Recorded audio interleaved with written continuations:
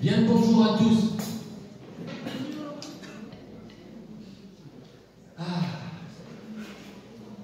On est nombreux ce matin. C'est quoi? C'est le froid qui fait le... C'est ça? Ah. Bah, rapprochez-vous comme ça au moins. Pas trop non plus, hein, à cause du Covid, mais... Je vais quand même répéter l'annonce principale. En général, si c'est possible de remplir les rangs de devant, ça laisse la place à ceux qui arrivent en retard, il y en a toujours, hein. Comme ça, au moins ils se mettent derrière, ils ne perturbent pas les gens qui sont déjà dans la longe, et en plus, à cause du Covid, ça évite au fait le passage devant les gens et forcément le respect des barrières, des gestes barrières, pardon. Patrice? Oui. Vous voulez? Bon, ok. Commencez. Eh bien, écoutez, je vous invite à vous lever. On va commencer.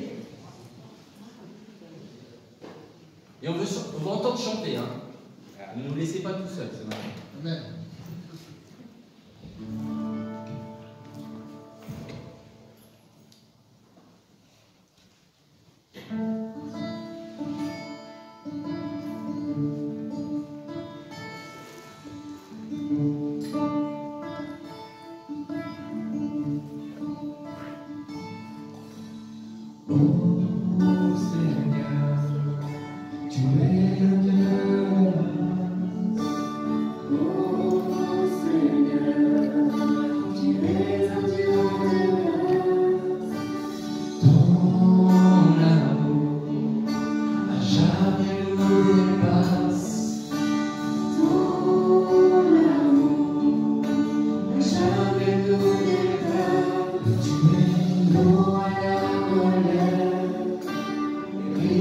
Chante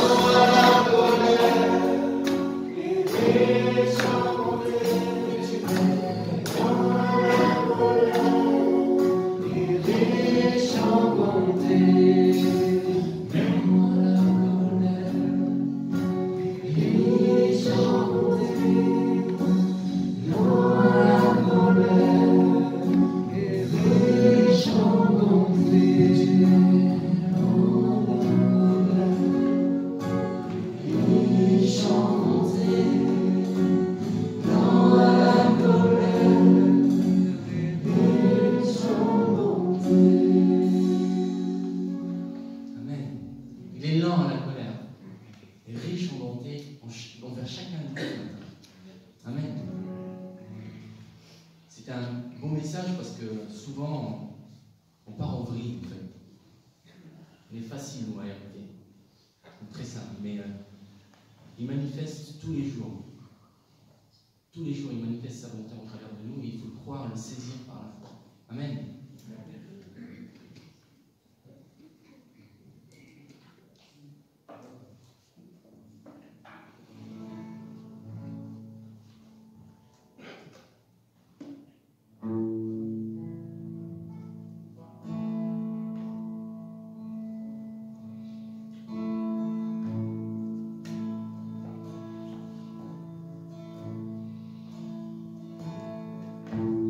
Seigneur,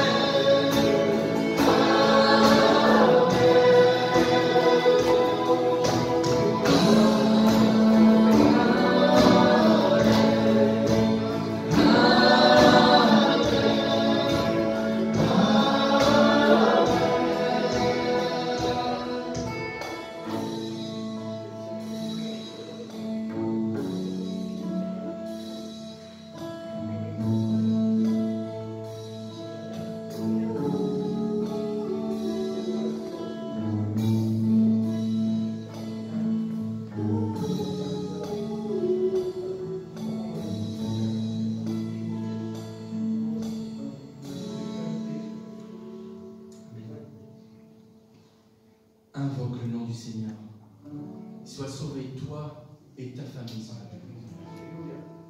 Amen. Amen.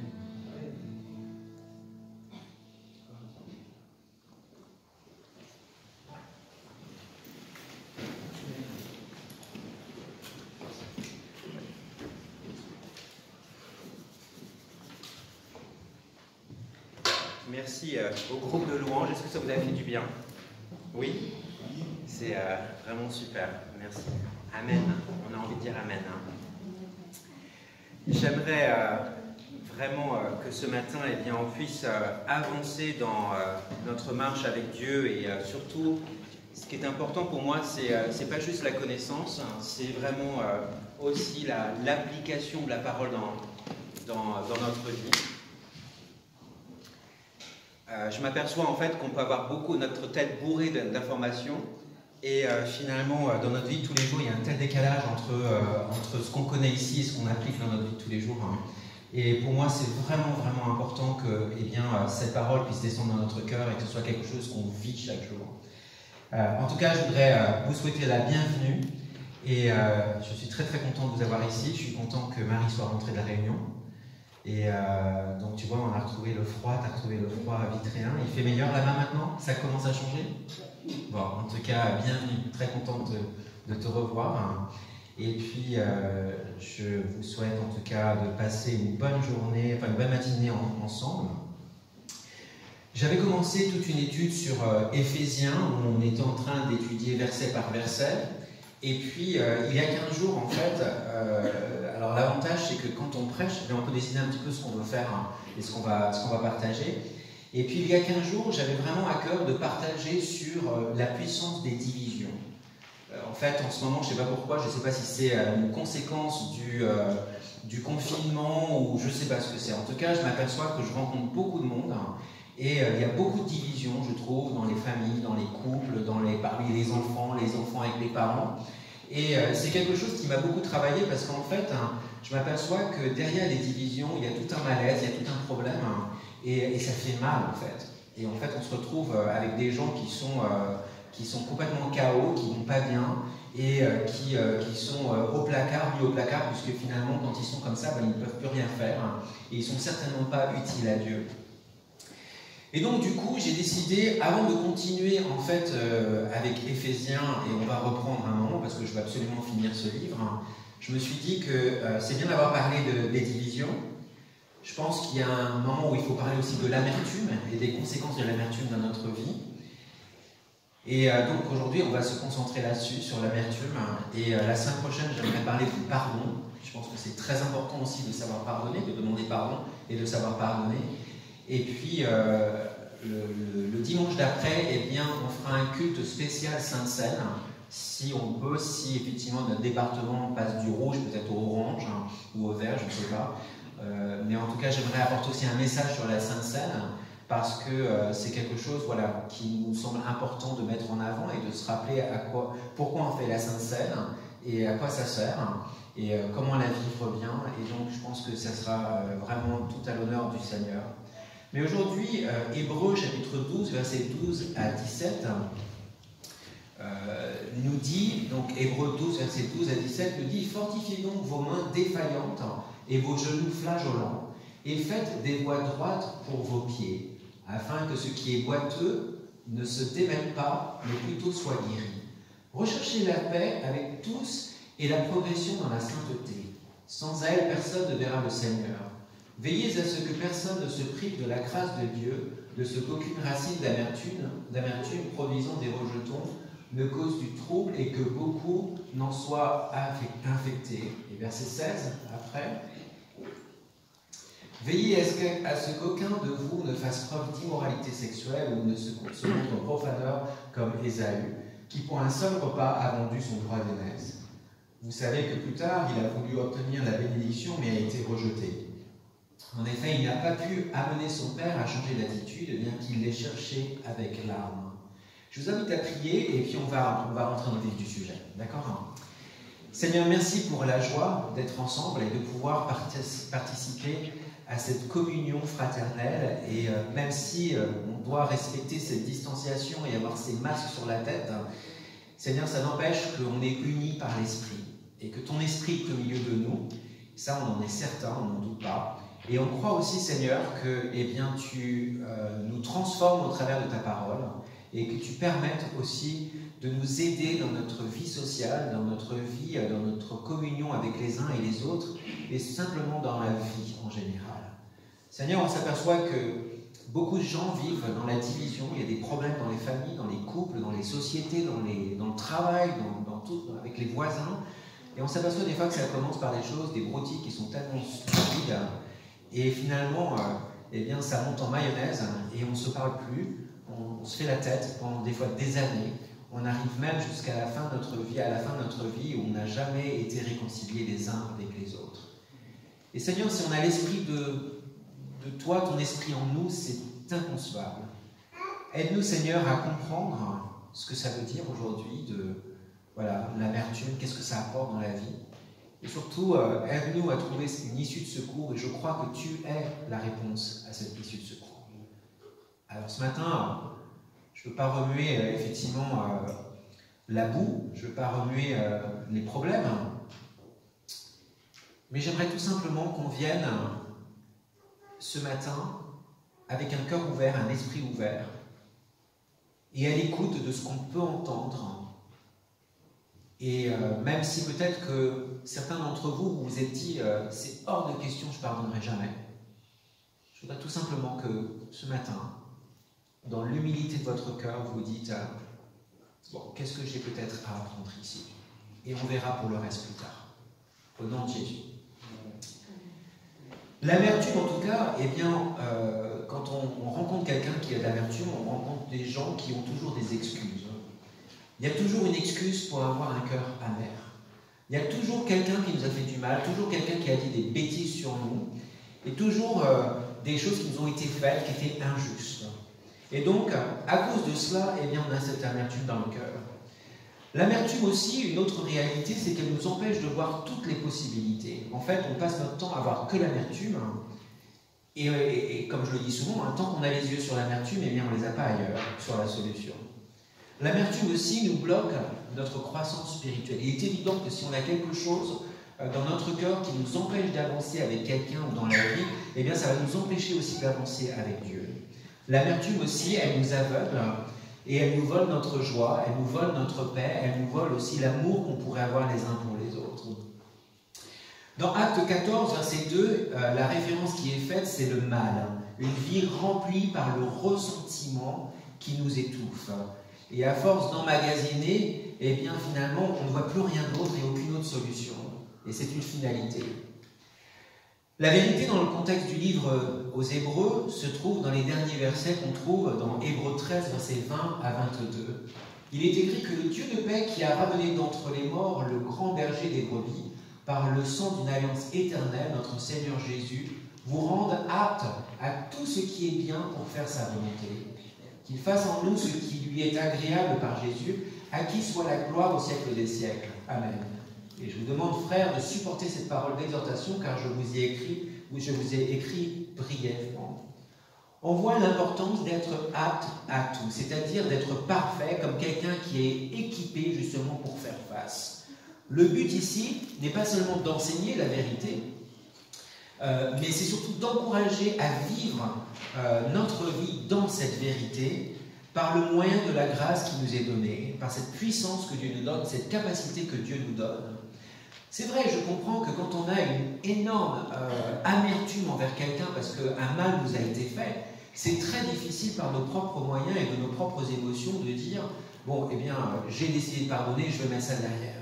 Je sais qu'il y a tout un processus, je le comprends, j'ai vécu tout cela moi-même, j'ai aussi, si je prêche là-dessus, c'est que j'ai aussi une petite connaissance sur le sujet, parce que moi aussi j'ai vécu avec beaucoup d'amertume à un moment ou à un autre dans ma vie. Mais en tout cas, ce passage nous parle d'être apte à tout, c'est-à-dire d'avoir cette puissance de Dieu qui nous permet de faire face et de surmonter ces choses pour avancer de l'autre côté. La main aimante et soignante de Dieu a été étendue sur nous, afin que son but intentionnel soit réalisé dans notre vie. Hébreux chapitre 12, versets 5 à 11, donc juste avant le premier passage qu'on a lu, nous dit « Et vous avez oublié l'exhortation qui vous est adressée comme à des fils. Mon fils, ne méprise pas le châtiment du Seigneur, et ne perds pas courage lorsqu'il te reprend. Car le Seigneur châtie celui qu'il aime, et il frappe de la verge tous ceux qu'il reconnaît pour ses fils. Supportez le châtiment. C'est comme des fils que Dieu vous traite, car quel est le fils qu'un père ne châtie pas? Mais si vous êtes exempt du châtiment auquel tous ont part, vous êtes donc des enfants illégitimes et non des fils. C'est très dur comme passage. Dans ce texte, on y voit un encouragement à vivre la vérité. Vivre la vérité. Vous voyez, connaître et croire sont un côté de la pièce de monnaie. On peut prendre une pièce de 1 euro et puis on voit la figurine. Et de l'autre côté, il y a autre chose. Et l'autre côté, c'est vivre et obéir selon la parole de Dieu. Des fois, on reste entièrement bloqué par nos émotions, par ce qui nous est arrivé, par les choses qui nous ont été dites. Mais on en oublie que la parole nous demande de faire face à cela, d'y faire face une fois pour toutes, et de comprendre que Jésus est mort pour tout cela. L'amertume, c'est impressionnant comment ça détruit. Pas plus tard que cette semaine, j'ai reçu dans mon bureau quelqu'un qui m'a dit « Je ne pardonnerai jamais à mes parents. Jamais à mes parents. » Et donc, je disais à cette personne, et je dis, tu te rends compte que finalement, eux, ça ne change pas leur vie. Parce qu'ils savent que tu ne pardonnes pas. Mais toi, ça change ta vie de ne pas pardonner. Pourquoi? Parce qu'en fait, tu vis dans cette rancœur permanente, dans cette amertume permanente, tu le portes sur ton visage, que tu n'es pas heureuse. Et peut-être qu'il faut essayer de comprendre pourquoi, justement, tu as eu la vie que tu as eue. J'expliquais, mes parents ne sont pas ici, donc je vais en profiter pour les citer comme exemple, et j'expliquais que ça m'a beaucoup aidé de comprendre la vie que ma mère avait eue en tant qu'enfant, adolescente, jeune femme mariée, pour comprendre pourquoi aujourd'hui elle agit comme elle agit et pourquoi elle est ce qu'elle est aujourd'hui. Et donc du coup, j'ai compris beaucoup de choses, pourquoi on a été élevé de cette manière-là, et pourquoi elle avait fait son choix à un moment ou à un autre, plutôt d'une profession que de la famille. Pourquoi? Je ne vais pas vous donner les détails parce que c'est personnel, mais ça m'a énormément aidé de comprendre en fait son cycle. Tout comme j'ai eu une grande discussion l'année dernière avec mon père pendant 2h30.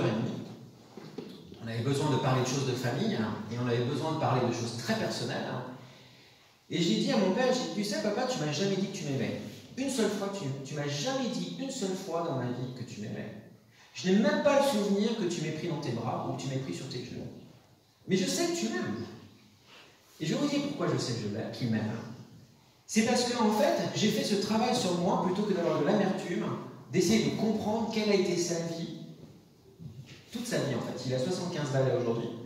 Et j'ai essayé de comprendre en fait quelle a été sa vie. Et quand j'ai compris quelle a été sa vie, c'était évident qu'il était incapable de me dire qu'il m'aimait et qu'il était incapable de me prendre dans ses bras. Pourquoi? Parce que lui-même n'a jamais vécu ça. Et il me dit finalement, il dit, tu sais Patrice, même lundi, il n'a pas été capable de me le dire, mais il m'a dit, tu sais Patrice, il dit en fait, je ne sais pas ce que c'est l'amour. Il dit, moi mon père c'était un alcoolique, ma mère c'était une pauvre fille, on vivait dans la misère. Je me rappelle les premières soirées où je suis sorti avec des copains et j'ai voulu inviter des filles à danser, on m'a carrément rejeté parce que j'étais le fils de l'alcoolo. Et il dit, moi j'ai toujours été rejeté, j'ai toujours connu cela, ce rejet, ce manque d'amour. Et il dit, en fait, je ne sais pas comment dire, je ne sais pas comment exprimer. Il dit, en fait, j'espère que tu comprends que j'ai rien contre toi, et quand je viens t'aider chez toi, c'est ma façon à moi de t'aimer. Et je l'ai compris cela. Et ça m'a énormément aidé à sortir justement de cette amertume que j'avais contre mes parents. Et donc cette semaine, je disais à cette personne, j'ai en fait le fait de ne pas vouloir bouger, de se bloquer, de ne pas vouloir écouter la parole de Dieu finalement, de ne pas vouloir écouter la correction de Dieu t'empêche de vivre une vie normale.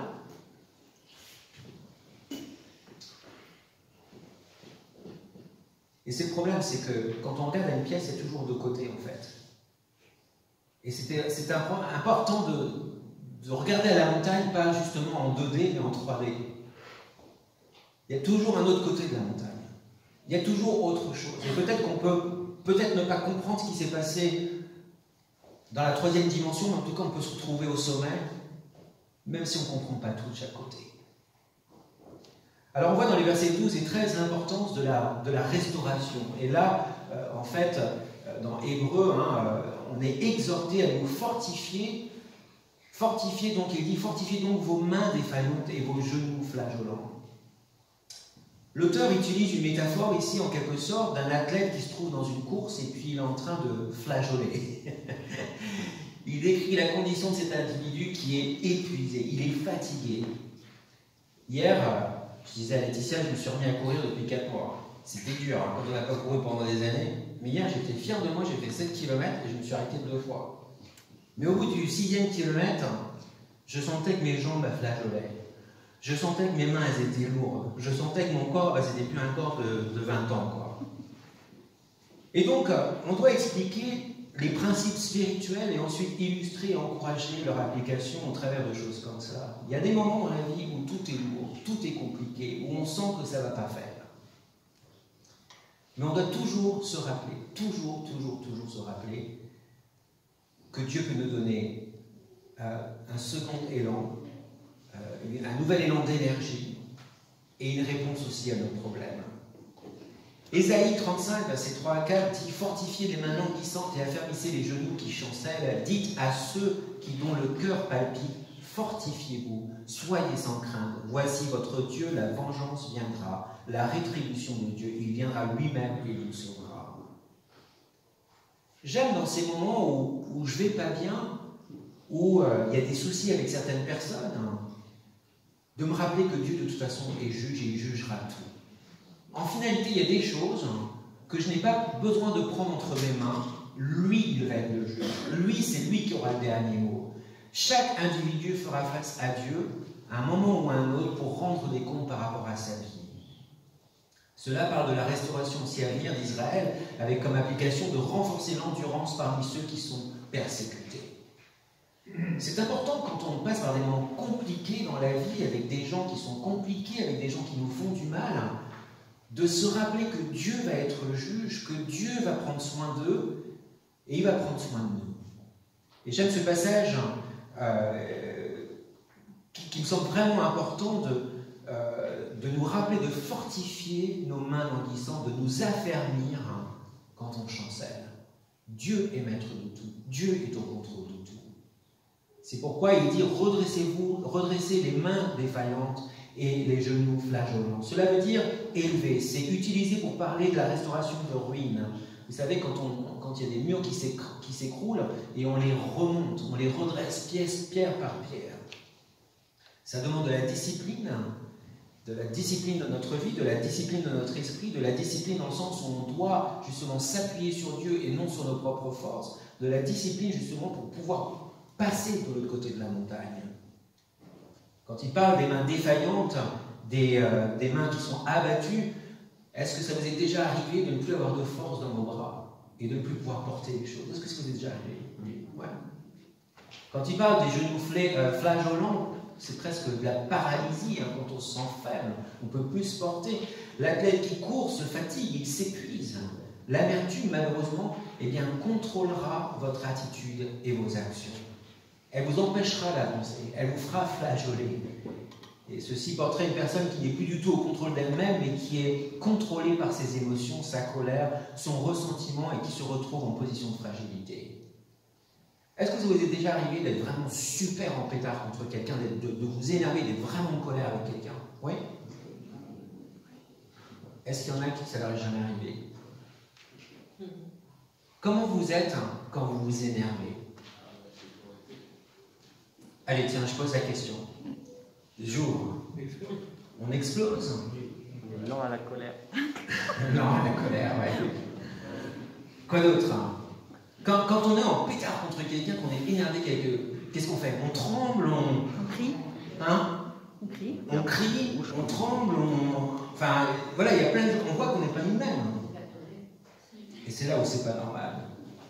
Alors on voit aussi que dans le verset 13, il dit « Et faites des voies droites pour vos pieds afin que ce qui est boiteux ne se démette pas, mais plutôt soit guéri. » Faites des voies droites. D'accord? Je pense à des traces de roue. C'est important de rester dans sa file, de rester sur le chemin, parce que dès qu'on change de file, on se met en danger.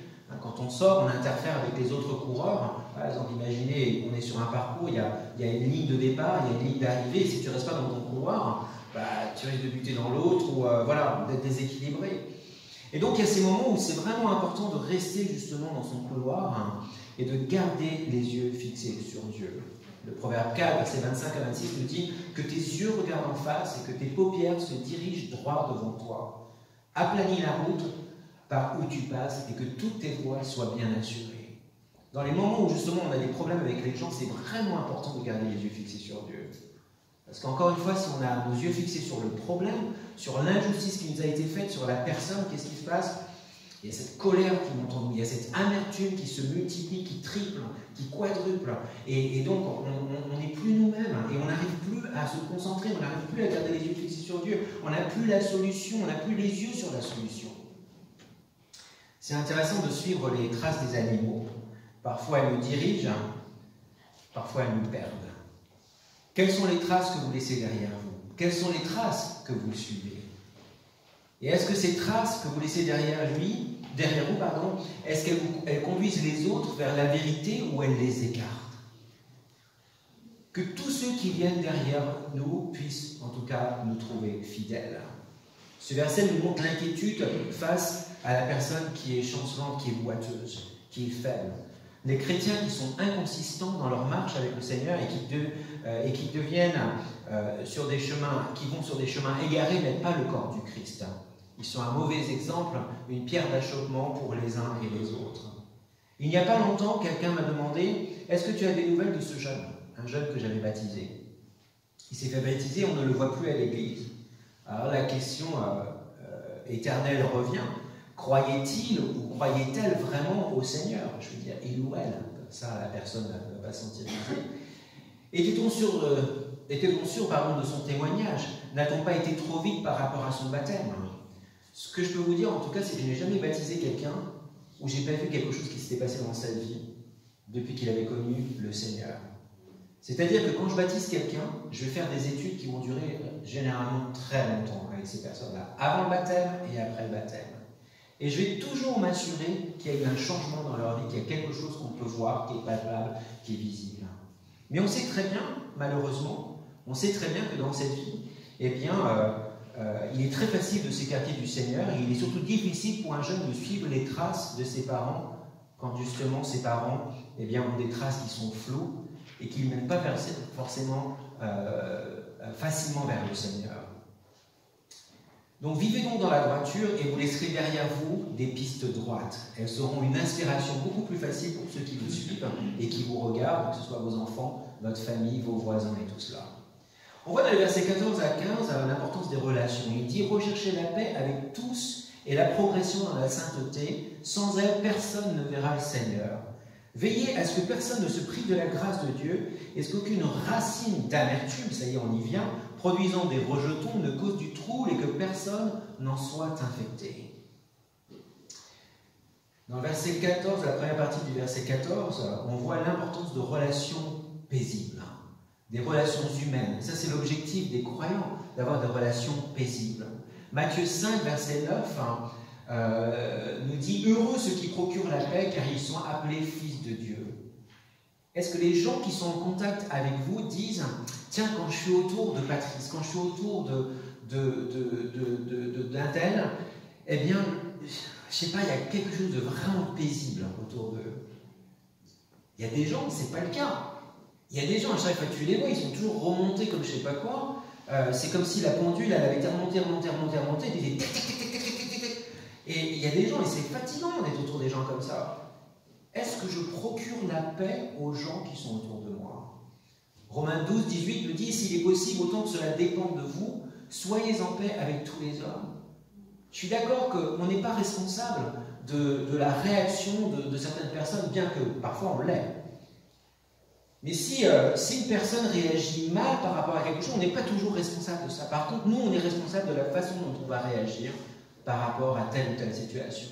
Ça, on a le contrôle là-dessus. C'est notre choix de bien réagir ou de mal réagir. Mais en tout cas, si tu as cette possibilité, fais tout ce que tu peux pour conserver la paix dans une famille, parmi les voisins ou quoi que ce soit. Romains 14, 19 nous dit ainsi donc, recherchons ce qui contribue à la paix et à l'édification mutuelle. Recherchons. Ce n'est pas toujours le cas, mais on va essayer de rechercher ce qu'on peut faire pour justement qu'il y ait de la paix de nouveau.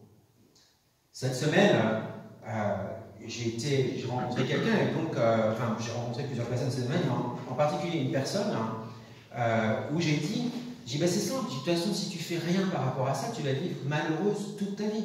Donc c'est ton choix, si tu veux vivre malheureuse toute ta vie, il n'y a pas de souci, ça ne va pas changer la mienne, mais ça va changer la tienne. Et donc, soit tu choisis le statu quo, tu restes comme ça, ou alors tu fais quelque chose par rapport à ça. Va chercher de l'aide. Donc j'ai mis cette personne en contact avec une psychothérapeute, j'ai mis cette personne en contact avec des gens qui peuvent vraiment l'aider, j'ai pris rendez-vous avec d'autres personnes avec qui les choses vont mal, et donc on va voir où ça va aller. Mais en tout cas, j'aime ce passage qui dit « Recherchons ce qui contribue à la paix ». Est-ce qu'on reste les bras croisés, on ne dit rien et on laisse les choses se faire en attendant que les choses se passent? Peut-être que le bon Dieu il va faire quelque chose pour nous. Ou peut-être que si c'est écrit dans la Bible, Dieu nous demande de faire quelque chose pour la situation.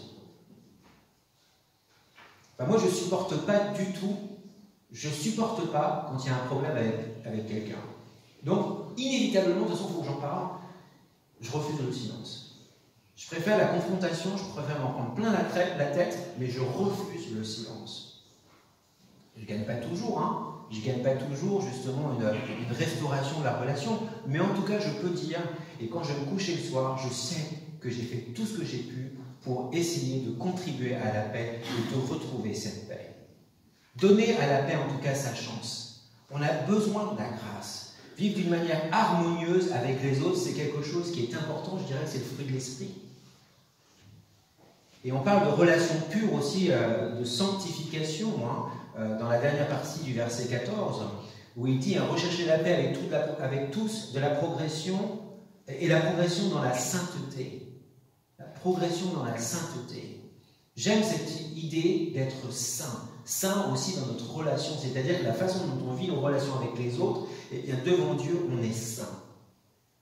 La sanctification, ça parle d'obéissance, une vie sainte mise à part pour la gloire de Dieu. Un choix délibéré pour demander à Dieu de nous purifier, de nous nettoyer toutes les souillures qu'on peut avoir dans notre vie, les souillures du quotidien. Et est-ce qu'on est différent? Est-ce qu'on est saint dans notre vie de tous les jours? Je préférerais franchement arrêter d'être pasteur et de prêcher si je savais que dans mon cœur, il y a quelque chose qui n'est pas résolu avec un frère ou une sœur. Alors bien sûr, il y a des fois... On peut avoir des brouilles les uns avec les autres. Des fois, ça prend du temps à régler les problèmes. Mais tout ce que je veux, c'est que devant Dieu, je puisse être trouvé juste, saint, qu'il n'y ait aucune colère à l'intérieur de moi, et qu'en tout cas, je fasse tout pour essayer de régler le problème. Parce que sinon, je serais qu'un pauvre hypocrite devant vous, et ce serait insupportable pour moi. En tout cas, quand je prêche le dimanche matin, je veux vraiment être libre par rapport à toutes ces choses et n'avoir aucune animosité, aucune amertume envers quelqu'un. Même si des fois les choses ne sont pas réglées. Pour moi, c'est vraiment important. La sainteté est pour moi le fruit du salut et non pas un moyen. Jean 13, verset 35 nous dit « À ceci nous connaîtrons que vous êtes mes disciples si vous avez de l'amour les uns pour les autres. » La parole de mon Père cette semaine, j'ai pas envie de croire en Dieu. J'ai pas envie d'aller à l'église. De toute façon, moi je suis pas chrétien, mais quand je vois certains chrétiens dans ton église, Patrice, il dit franchement ça me donne pas envie. Et je lui dis, mais t'as raison. Je pouvais pas lui dire, mais non, tu racontes des conneries, mais non, t'en fais trop. Mais non, il a raison. Dans ma propre famille, quand tu as une attitude de con, je suis désolé, tu peux pas dire que tu es chrétien. Et tu ne peux pas demander aux gens de suivre Dieu quand ils voient en face d'eux quelqu'un qui se proclame être chrétien et qui vit avec une attitude de con. Excusez-moi d'utiliser ce langage, mais je fais exprès de l'utiliser pour provoquer les choses. Parce que franchement, des fois, ça vole pas, quoi. Comment on peut demander aux gens de croire dans notre Dieu quand ils ne voient même pas l'amour entre nous? Comment on peut demander aux gens de croire en Dieu quand on parle de notre voisin, oui, ce connard de voisin, tu sais ce qu'il a fait l'autre jour? Comment on peut demander aux gens de croire en Dieu quand on passe notre temps à critiquer les uns et les autres? on n'est pas mieux que les uns et les autres. On n'est pas mieux que les gens qui ne sont pas croyants. Et même les gens qui ne sont pas croyants, ils sont peut-être mieux que nous parfois. Vous voyez ce que je veux dire? Galates 4, verset 19 nous dit « Mes enfants, pour qui j'éprouve de nouveau les douleurs de l'enfantement jusqu'à ce que Christ soit formé en vous. » Non seulement c'est une réalité, mais imaginez la souffrance de Dieu de nous voir comme cela, de nous voir nous déchirer les uns et les autres, de voir la colère qu'on peut avoir à l'intérieur de nous-mêmes. Devenir comme Christ, en tout cas, est le plus grand test pour nous. Et rappelez-vous que le monde nous regarde. Dans le verset 15, on voit le premier avertissement, il dit « Veillez à ce que personne ne se prive de la grâce de Dieu. » Pour nous qui avons été sauvés par la grâce de Dieu, il y a le potentiel dans cette grâce de nous donner toute la puissance, toutes les occasions, toute la force nécessaire pour croire dans la maturité la plus complète dans notre Seigneur. Ce que je veux dire par là, c'est que si on croit en Dieu, si on croit dans sa grâce, il peut nous donner cette force de surpasser les choses qui sont compliquées. Paul a dit, par la grâce de Dieu, je suis ce que je suis. Tout ce qui est bon dans ma vie est le travail de la grâce de Dieu. Donc croyez dans la grâce de Dieu, croyez dans cette force que Dieu peut vous donner pour faire face aux difficultés et face aux gens et essayer de régler les problèmes et l'amertume. Se priver, ça veut dire s'empêcher, ne pas arriver à atteindre l'objectif. Ne serait-il pas tragique d'arriver à la fin de votre vie et vous apercevoir que vous n'êtes pas arrivé à saisir les occasions qu'il fallait pour justement régler un problème avec quelqu'un?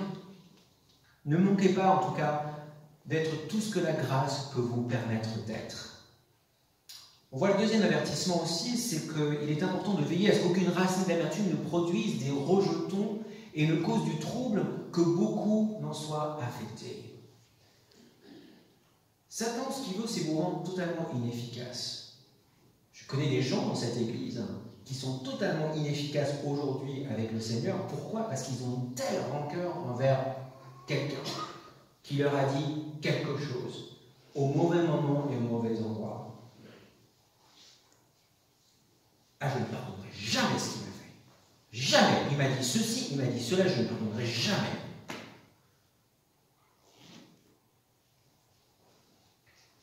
Si tu n'es pas capable de pardonner,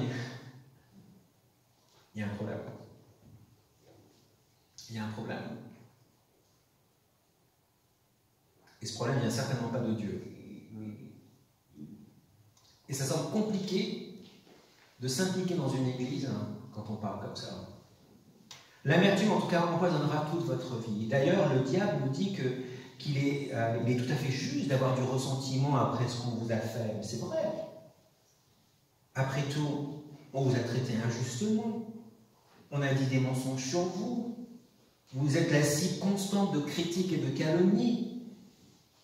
Il ne vous arrive que des galères. Vous n'avez que des malheurs. Et certains sont bénis et d'autres,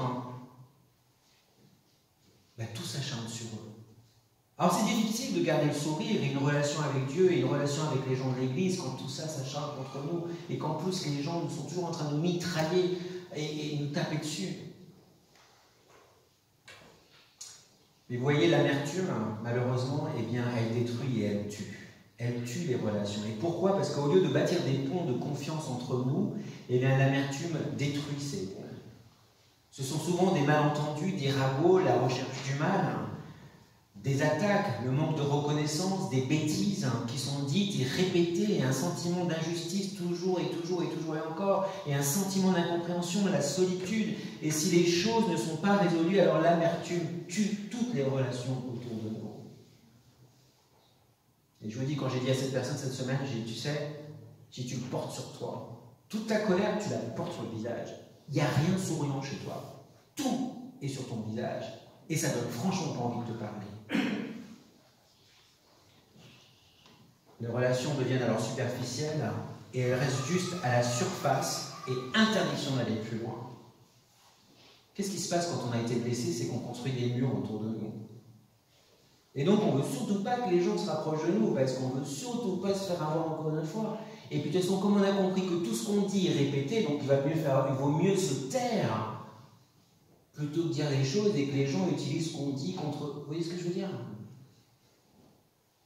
quand je dis ça tue les relations, l'amertume, c'est qu'on devient méfiant par rapport à tout le monde et tout. Tous les gens sont des ennemis de nous. Et le seul endroit où on est protégé, c'est quand on est chez nous. Et donc, il ne faut surtout pas sortir de chez nous, parce que dès qu'on sort de chez nous, on est en danger. Ben oui, parce que les gens sont méchants, et ils s'acharnent sur nous.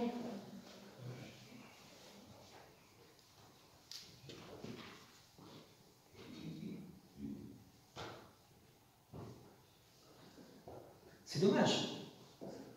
Est-ce que vous connaissez des gens comme ça? Oui? Non?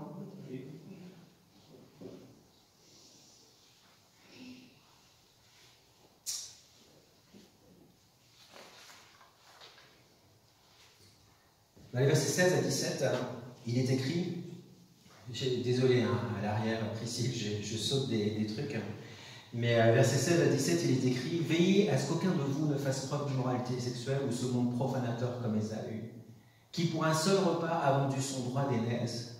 Vous savez que plus tard, il a voulu obtenir la bénédiction, mais a été rejeté en effet.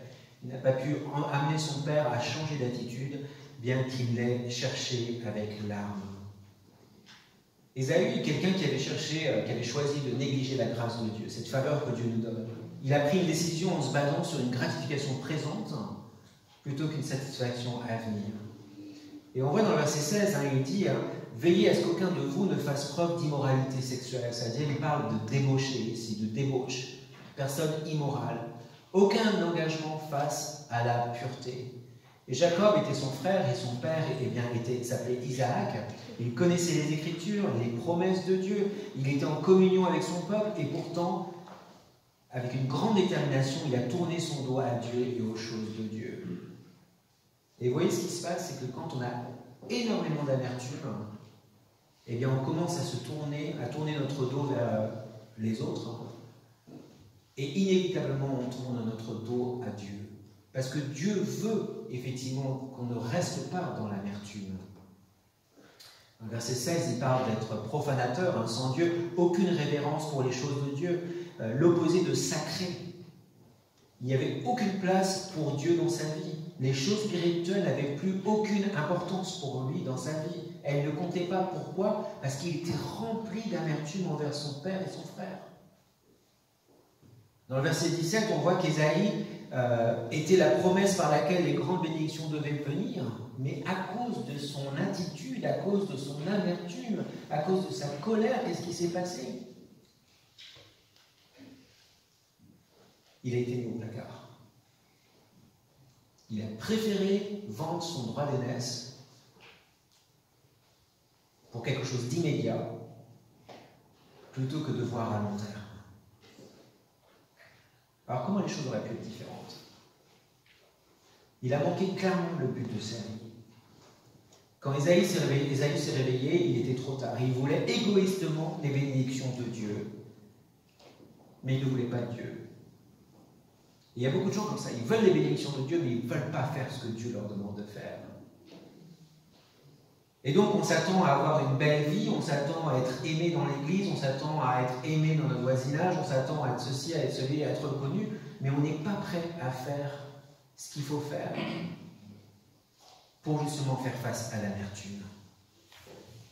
Et tout ce qu'il fallait, en tout cas, c'était une repentance, un changement d'esprit de la part de son père. Ésaü est un rappel qui a pris à la légère les réalités spirituelles pendant un court instant de confort physique. Il a jeté par la fenêtre une occasion en or et il a vécu le reste de sa vie en regrettant.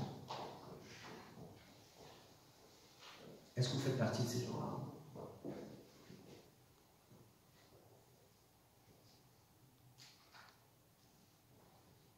Est-ce qu'aujourd'hui vous avez de l'amertume envers quelqu'un et ça vous tue tous les jours de votre vie? Envers votre mari, envers votre femme, envers un ami, envers un voisin, envers un frère dans l'église, une sœur dans l'église.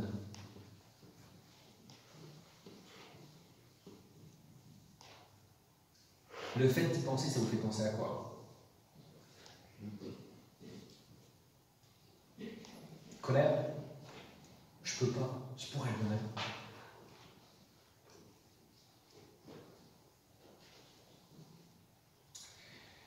cas, je vous invite vraiment à combattre cela. Et on en parlera davantage la semaine prochaine par le pardon. Mais combattez l'amertume et rappelez-vous de la compassion de Christ.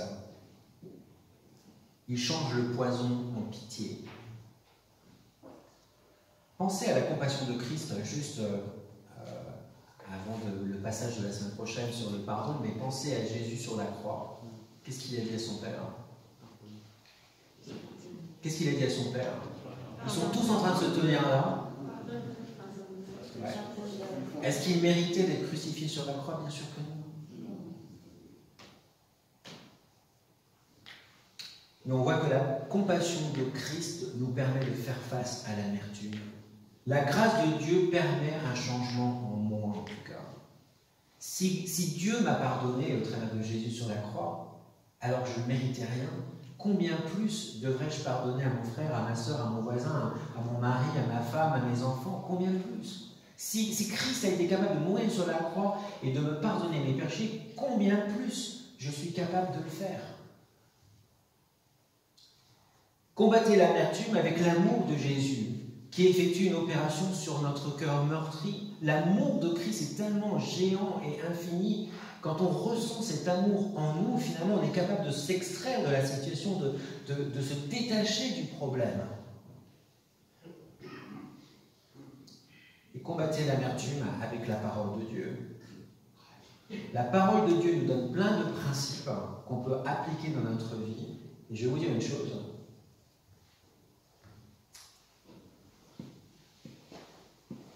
Vous pouvez trouver toutes sortes d'excuses. Mais quand la parole de Dieu nous montre l'importance de faire face à l'amertume, de savoir demander pardon et pardonner, vous pouvez trouver toutes sortes d'excuses. Vous pouvez inventer toutes sortes de choses. Mais devant Dieu, on a cette obligation de faire face. Et non pas de courir dans l'autre sens et d'éviter de faire face. Jacques 1, verset 19 à 20, nous dit « Sachez-le, mes frères, bien-aimés », je crois que j'ai fait une faute, ouais, c'est James en anglais, mais Jacques en français. Jacques 1, verset 19 à 20, nous dit « Sachez-le, mes frères bien-aimés, ainsi que tout homme soit prompt à écouter, lent à parler, lent à la colère. Car la colère de l'homme n'accomplit pas la justice de Dieu. » Quand on est en colère, je pense que c'est assez compliqué de parler à Dieu. Et quand on est en colère, je pense que c'est assez compliqué aussi d'être entendu par Dieu. Et donc quand on est en colère, je pense que c'est assez dur de passer du temps avec Dieu tous les jours, notamment dans sa parole. Donc du coup, en fait, notre vie n'est pas transformée, on n'est pas renouvelé dans notre intelligence, on n'est pas renouvelé dans notre cœur. Et donc comment on peut avoir la joie et la paix dans notre cœur si on est en colère? C'est pas possible. Moi, la colère, je l'assimile à du bruit. Quand je suis en colère, je suis incapable de raisonner normalement. Je suis incapable de penser normalement. La seule chose, c'est que j'entends du bruit dans ma tête. Vous voyez ce que je veux dire? Je vais prendre la voiture, et je vais aller à fond, et puis je vais... À quoi ça sert? À quoi ça sert? Quand on est en colère, on ne peut pas être à l'écoute de Dieu. C'est pas possible. Éphésiens 4,26 nous dit « Si vous vous mettez en colère, ne péchez pas, que le soleil ne se couche pas sur votre irritation. » Combien de paroles sont dites dans la colère, des paroles qu'on ne peut jamais reprendre?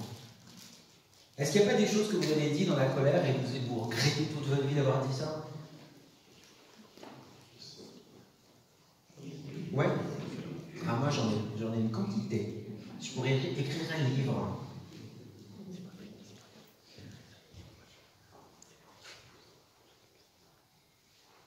Éphésiens 4, verset 31 à 32 nous dit que toute amertume, animosité, colère, clameur, calomnie, ainsi que toute méchanceté soit ôtée au milieu de vous.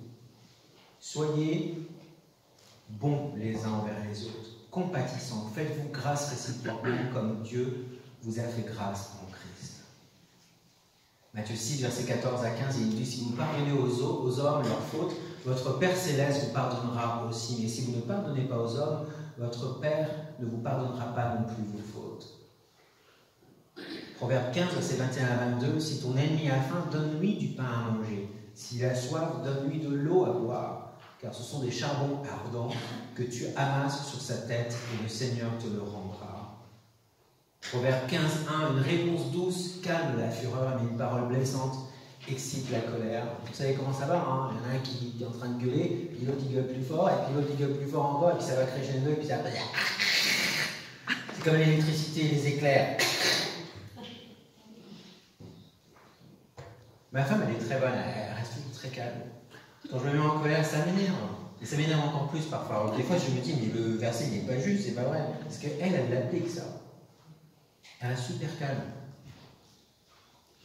Mais quand je dis que c'est pas vrai, c'est que, en fait, ça m'énerve sur le coup qu'elle dise rien. Même si je ne peux pas parler, parce que quand t'es comme ça, on ne peut pas discuter. Bah, elle a raison. C'est vrai. Si moi je suis excité comme une guêpe, et puis elle s'excite comme une guêpe, on va aller nulle part. Donc elle est plutôt comme le bourgeon. Puis finalement, à la fin, je redescends parce que je m'aperçois qu'elle n'a absolument rien à faire de ce que je lui dis et tout ça. Donc finalement, bah, je me calme. Puis là, on peut avoir une discussion posée, normale. Je sais que c'est enregistré. Le psaume 37,8 nous dit « Laisse la colère, abandonne la fureur. » Laisse la colère, abandonne la fureur. Ne t'irrite pas, ça serait mal faire. Et le proverbe 29,11 nous dit « L'insensé étale tous ses sentiments, mais le sage se retient de montrer les siens. » J'adore ce passage. Qu'est-ce qui se passe quand on est en colère? C'est qu'on parle dans tous les sens. On dit tout et n'importe quoi.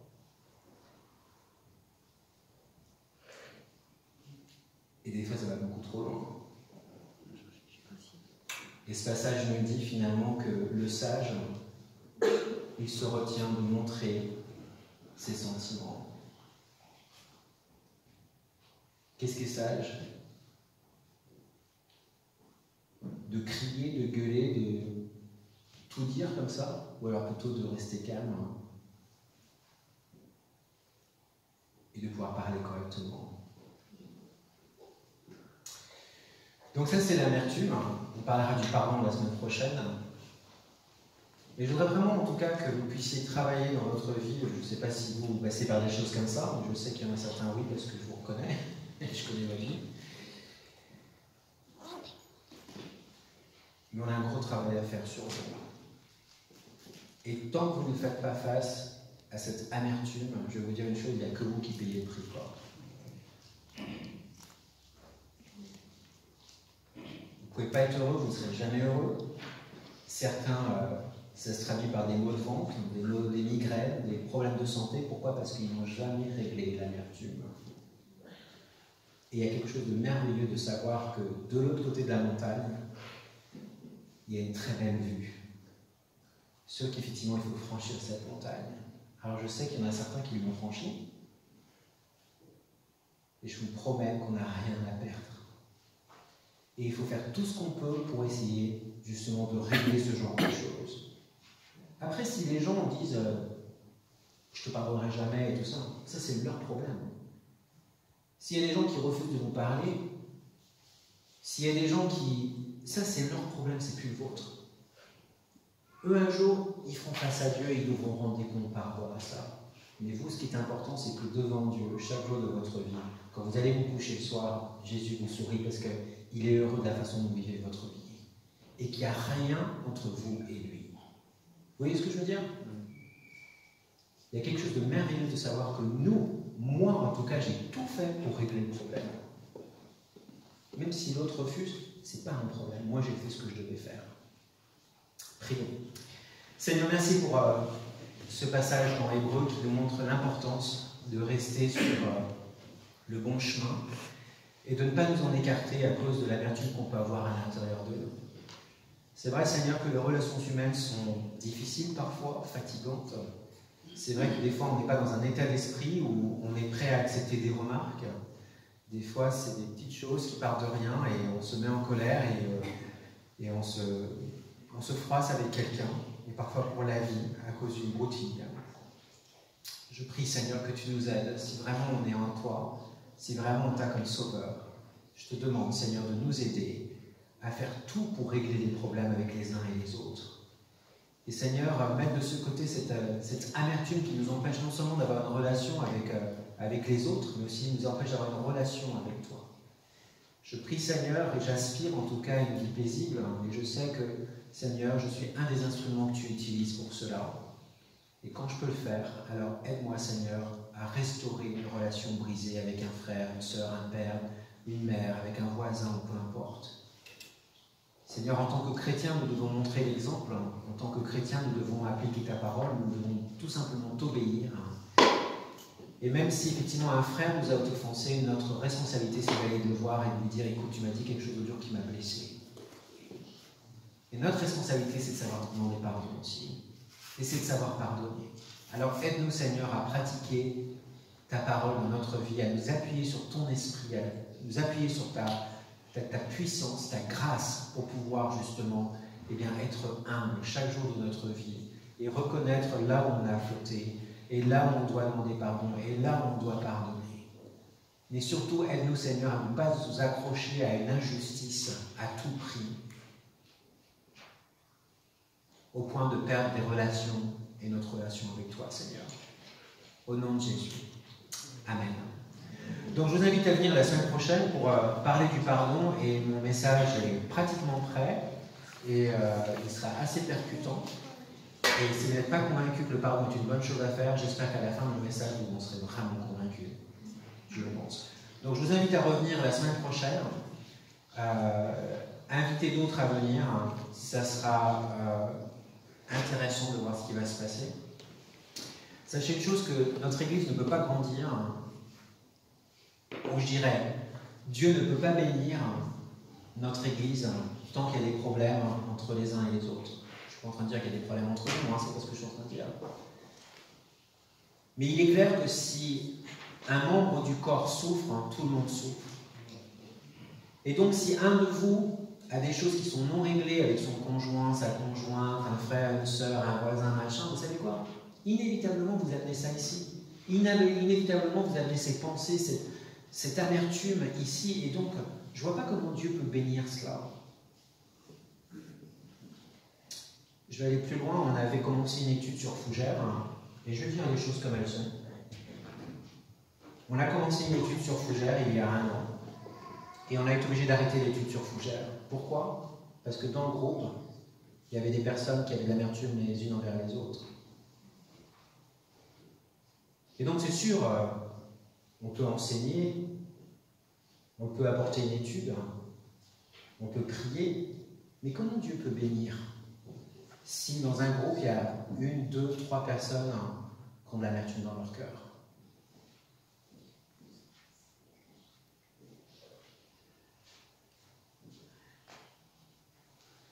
Et je veux vraiment faire face à ça. D'où le message d'aujourd'hui. Si vous avez de l'amertume dans votre cœur, je suis désolé, mais il y a quelque chose qu'il va falloir faire. Parce que ça ne peut pas continuer comme ça. Et vous ne pouvez pas continuer à vivre votre vie avec quelque chose dans votre cœur qui vous empêche d'entendre Dieu. Tant que vous n'y ferez pas face, soyez pas surpris qu'il n'y a rien qui se passe dans votre vie. Et j'aime ce passage encore, et je le dis tout le temps, vous connaîtrez la vérité vous rendra libre. Quand les choses sont amenées à la lumière, c'est impressionnant la liberté qu'on ressent. Et donc ça peut sembler comme une montagne qu'il faut gravir, mais je vous encourage tous à la gravir. Parce que vous savez, vous verrez simplement ce qu'il y a de l'autre côté quand vous serez au sommet. Et tant que vous n'arriverez pas au sommet, vous ne verrez pas ce qu'il y a de l'autre côté. Ça peut sembler énorme de devoir s'humilier et de dire « Ok, je vais faire face. Je vais peut-être m'en prendre plein la tronche, mais je vais faire face. Parce que ce que je veux, c'est arriver là. » Et je peux vous dire que c'est beau d'être au sommet de la montagne. Prions. Seigneur, merci encore pour ce message. Et je prie pour chacun, encore une fois, qu'il arrive à cette montagne. Et au sommet de cette montagne. Et que l'amertume, la division ne sépare pas ce que tu as uni. Au nom de Jésus. Amen. Cette semaine, mardi soir, on a l'étude biblique à 20h30 ici. Donc Benoît va partir aux États-Unis. Donc c'est moi qui vais reprendre l'étude mardi soir. Donc 20h30, je vous donne rendez-vous ici. Samedi matin, nous aurons la réunion de prière à 9h. Donc si vous avez la possibilité de venir ici aussi, c'est super. Et donc je suis en train de discuter aussi par rapport à l'école du dimanche. Donc on va probablement reprendre l'école du dimanche, mais on est obligé de voir un petit peu comment on va organiser les choses par rapport aux enfants avec le Covid et tout ça. Donc on va vous tenir au courant, mais ça devrait aller assez vite maintenant. Et on va reprendre aussi donc, les groupes hommes-femmes assez rapidement. Donc on va vous donner un planning assez vite aussi par rapport à tout cela. Mais je vous encourage voilà, à travailler sur votre vie, ce qu'on a dit ce matin. Je vous encourage aussi eh bien, à venir aux réunions si vous pouvez, c'est encourageant aussi. Et puis je vous dis tout simplement eh bien, que Dieu vous bénisse richement, qu'il travaille dans votre cœur et qu'il vous donne vraiment la joie de vivre, la paix dans votre cœur et que vous soyez libre. D'accord? La liberté à tout prix. Ok? Ça pourrait être un truc de notre église, la liberté à tout prix. Ok? Bonne semaine à vous, je vous aime très fort. Et je vous invite à vous lever, on va chanter un dernier chant. Il y a des corbeilles qui sont à la sortie. Que le Seigneur vous bénisse.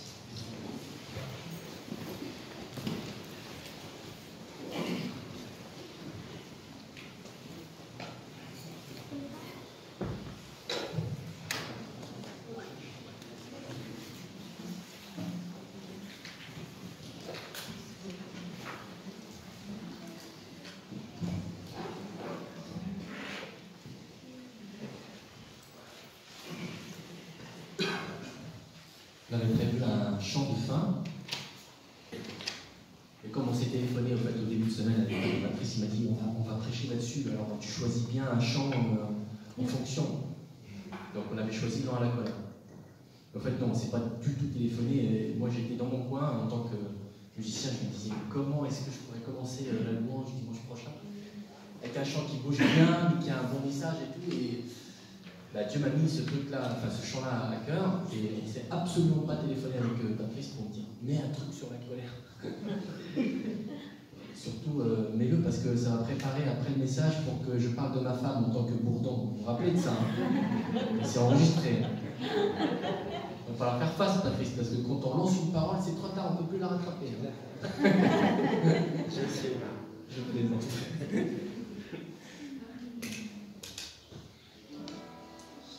Malek m'a proposé à juste titre de reprendre le chant Lent à la colère, parce qu'effectivement il colle bien à la situation. D'accord. Et ça m'a beaucoup parlé le message de ce matin, parce que c'est quelque chose que j'ai vécu cette semaine, je voulais juste vous le lire. C'est fou ce que les dégâts de l'amertume et du non-pardon peuvent provoquer. Quand on est spectateur de ça, des fois on se dit ouf, je vais prendre la fuite. Ou alors on prend position et on se dit il faut régler le problème. Et je vous assure, c'est vraiment dévastateur. Et je pense que Patrice va en parler la semaine prochaine, mais le pardon, le non-pardon, c'est une vraie prison pour les personnes impliquées. Donc en fait, c'est pas que la personne qui ne veut pas le pardonner, mais toutes les personnes impliquées dans le conflit sont dans une prison. Et c'est grave, quoi. C'est dévastateur. Merci Patrice.